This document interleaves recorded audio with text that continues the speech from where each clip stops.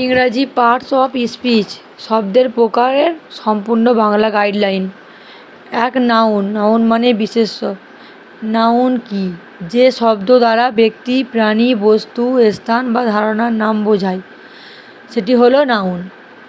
People মানে ব্যক্তি, যেমন রহিম টিচার। এনিম্যালস মানে প্রাণী, যেমন ক্যাট টাইগার। থিংস মানে বস্তু, যেমন বুক পেন। প্লেস মানে স্থান, যেমন ঢাকা স্কুল। আইডিয়াস মানে ধারণা, যেমন লাভ ফ্রিডম। নাউনের প্রকারভেদ: এক, কমন নাউন মানে সাধারণ বিশেষ্য, যেমন সিটি রিভার। দুই, প্রপার নাউন মানে নামবাচক বিশেষ্য, যেমন ঢাকা রহিম।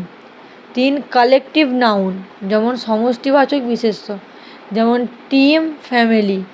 চার, অ্যাবস্ট্রাক্ট নাউন যেমন ভাববাচক বিশেষ্য, যেমন লাভ হ্যাপিনেস।